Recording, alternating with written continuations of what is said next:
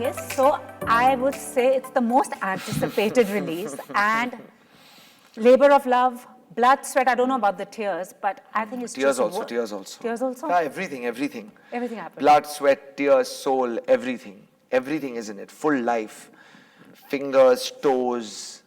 It's all in it. And that, I mean, that's the vibe we all got as well. So, you know, it's a question that I've also often wondered is like we see Hollywood, you know, basically fictionalizing their own stories. And we have a treasure trove in our country, but we've never seen it except for sometimes on TV, and we've seen the production doesn't match up. Yeah. So how did this idea come about? I mean, we all grew up reading Amar Chitrakatha and, you know, hearing stories about Mahabharata, Ramayana. They had the Shastras and how they could teleport themselves. Right. What was that moment when you decided to do this? And also I'm putting another question is, an idea is great. It looks great on paper, but then to actually put it across on screen, that must have been a Herculean task. So let me answer the second bit of it first. Yeah. And we'll come to the idea because that's, you know. So putting it together has been 10 years. I was 29 when Ye Jawani Hai Diwani released, which was my second film, and it did well for me.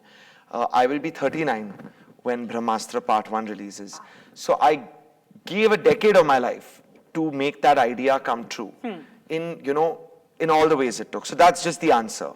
It needed time, effort, passion, love, lot of love, and there is no shortcut for that. Absolutely. Where did it come from? So it got fleshed out and came out when I was spending some time in the mountains of India, you know, which is perhaps, the Himalayas are perhaps, you know, naturally one of the most spiritual places in our country. So it brought the idea out of me, but the origins of it had been in me my entire life. Absolutely. I really liked the genre of fantasy. I was a fan of the stuff that Hollywood was doing with their own fantasy storytelling and creating spectacles of a level which, you know, you just had to go to the cinema to watch. And I wanted to do that for our audiences. And I wanted to be that young filmmaker who is trying to do something that Steven Spielberg did in Hollywood, or James Cameron did perhaps. But I didn't want to do it with stories that were Western. I wanted to draw from something that was truly Indian. And that love, like I said, for Indian history, Indian culture, our gods and goddesses, was in me since I was a kid. It was there in my subconscious. It was a matter of understanding that, listen, there is a level of me which is a modern spiritualist, like a lot of modern Indians, and I'm going to combine technology and modernity with this and create a story of my own. That idea came together in about 2011 when I was in the Himalayas, but probably my entire life led up to that idea, you know, and then it took 10 years to make that idea become the film. And I mean, since we've seen a bit, and I can say it's not something that I have seen before. And honestly, and it's an ambitious project. I'm sure when you did go to Ranbir, with whom you've done, you know, Wake Up Sid as well as Ye Jawani Hai Diwani, what was the reaction? Because both of you, it's very important for the director and the actor to understand each other's vision as well. So what was the reaction? Were you also told like, hey, do you think we can, you know, manage to do this? Ranbir has been, through our working career, an extension of my work process, I feel. We just, I got very lucky with the relationship we founded. So sometimes, you know, like I want to give a very, the honest answer to give is that to talk about that relationship is like talking about like the relationship that you share with a parent or like a child. It's so deep and so like, so organic and so natural that I don't even know like where to begin talking about it. His belief in Brahmastra was there right from the word go. He was like, if you want to do it, I'm on. And in many ways, he imbibed not just like what his character needed to do and that work process, but every other aspect of it as well. Like he's been a part of it from the word go. But one of the things that happened on Brahmastra, and I think the greatest support that he brought to it is that unlike our first two films, the concept of what we were trying to do with Brahmastra, the kind of story we were trying to write and the filmmaking of it was larger than Ranbir the star.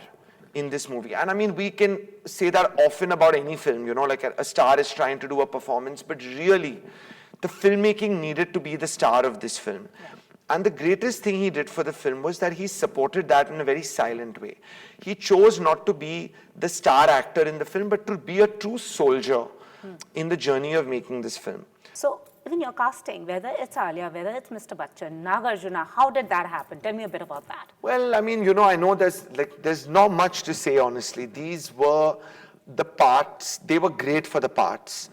We needed their energy in this big film. The parts were written for them. So you wrote the parts for them, or was it like the parts were written and then you had to see who would fit that? It happened, to be honest, these were my first choices for these parts. Absolutely. As I developed it very organically, you know, they were the people who we wanted. And I went to them with the film. And everybody on this film, you know, eventually heard what we were trying to accomplish, me and my team. And I think they felt something. They felt like, you know, let's support it in some way. And they came on board. And I felt that, you know, Pooja, constantly, in some way, we've needed big technicians to do the film, big people in the West. And when I've gone to them with this film, because the ambition is so great, they've supported it. And they've come on board. And they've all come in as like soldiers to try and help us carry this vision through to fruition. So that's how the cast came in. They've been amazing. There are many stories to say. But again, I'll just say that they've all been part of trying to make this vision come true. Absolutely. And I'll tell you another thing that made me happy was Brahmastra, of course, looking forward to it. And seeing Ranbir back on screens, man. I mean, it's been a while, and seeing him in the avatar that you are bringing was very exciting. I know there is also a lot of anticipation because it's a first-time pairing for him and Alia as well. Yeah.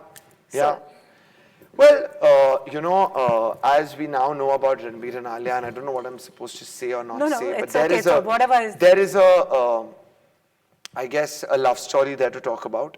And the thing about Brahmastra that you won't realize right away, but I hope you'll take away, is that in many ways, in its core, Brahmastra Part 1 is also a love story, amongst being many other things. And I guess that is a very natural and nice fit with, you know, Ranbir and Alia. So I'm very excited about, you know, them in this movie. do you feel somewhere initially we have kind of been a little hesitant to get into this genre because maybe we felt we don't lack technology in this country at all? But what do you think is the reason mindset of a filmmaker? I want to know, why do you feel that there has been hesitancy in the past? There have been superhero stories, but फिर वो बीच में melodrama. Well, तो दो चीज़ मैं बोल देता हूँ. एक तो मुझे superhero. I think Brahmastra is not typically a superhero film, honestly. But I mean, parking that, the technology, it's not that simple to say that, oh, the technology is present in the country. The truth is, the technology to bring certain visuals to life is extremely expensive. Yeah.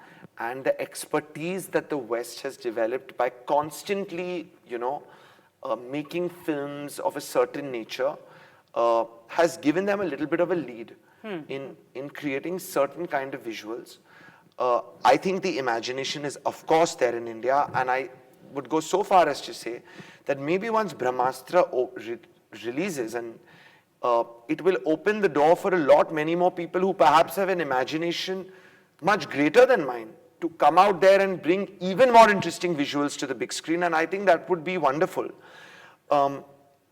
It takes a bit of work to, you know, do something that's not really been done before, and so perhaps I think just the newness of it, taking a step in a new direction, working with this technology, honestly, like I mentioned, it's been 10 years of my life. I don't know if a lot of filmmakers had, you know, those 10 years to give up in the pursuit of, you know, bringing certain things to life. So I think that we need to grow technically with our industry. I think Brahmastra and certain other films being made are important steps.